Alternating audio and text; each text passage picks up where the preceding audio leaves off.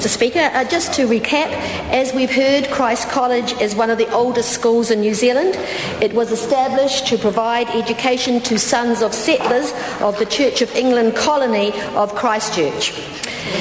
In 1855, the Parliament passed the Christ College Ordinance, which incorporates the deed of foundation, incorporating Christ College Canterbury as a body corporate having perpetual succession. The Christ College Canterbury Amendment Bill that we've been debating today amends the 1910 Act to authorise the governing body of the college to apply property only in certain circumstances to the benefit of the college, even though it is not the original purpose of the bequest. And I'd just like to go through those circumstances. The circumstances are if the original purpose has become wholly or in part redundant, if it's uncertain as to application, or if it's impractical to implement, or if the property generates income that is inadequate to or in excess of the amount necessary for those purposes. And we heard from John Boscawen how difficult this is for boards of governors to deal with. Let me make it clear. The board wishes to ensure that objects of the trust continue to be met unless it is impossible.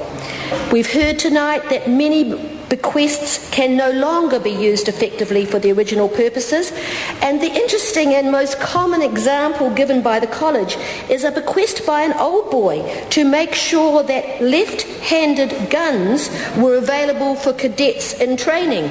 Obviously the old boy was a left-hander who had trouble with the right-handed guns at cadets himself, and he wanted to make sure that no other boy had to put up with that. Nowadays, of course, there is no cadet training at college. Other examples include the 1919 gift. So their gifts go right back to the establishment of the college, where Maria Soames was the first benefactress of Christ College. They were to provide bursaries for sons of soldiers, and I noted that they said these were for the sons of those who had fallen or suffered as part of the New Zealand Expeditionary Forces, and they were in the World War I or World War II, or sons of members of various forces of the British Empire who had served in the Great War. We've talked about orphans and Christchurch orphanages, which no longer exist. We've talked about sports events that don't happen anymore, and subjects like Latin that are no longer taught.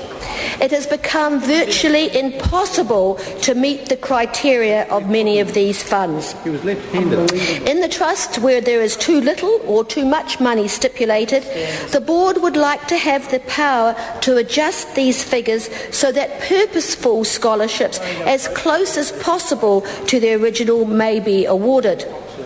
Under present legislation, where it is not possible to use bequests, the money just continues to accumulate in the college's accounts without being spent, and this of course does nothing to benefit the college or the students, despite the donor's intention.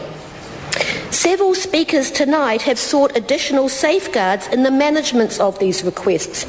But can I remind them that under the 1910 Act that we are amending today, Parliament gave the board wide powers in relation to the administration of funds, far more significant college funds and assets than we're asking for tonight.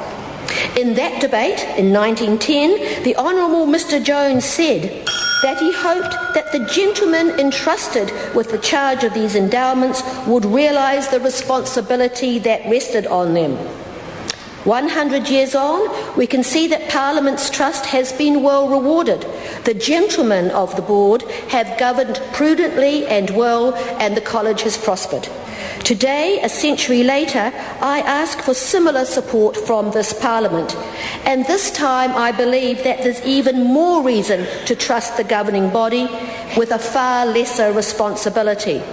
In 2010, the warden of the school is the Bishop of Christchurch, the Right Reverend Victoria Matthews, and the chairman of the board is Mrs Mary Ross. I believe that they and the other lady members of the governing body can, with the gentlemen of the board, be absolutely entrusted with the managing of the school's funds successfully for the next 100 years. didn't get any job.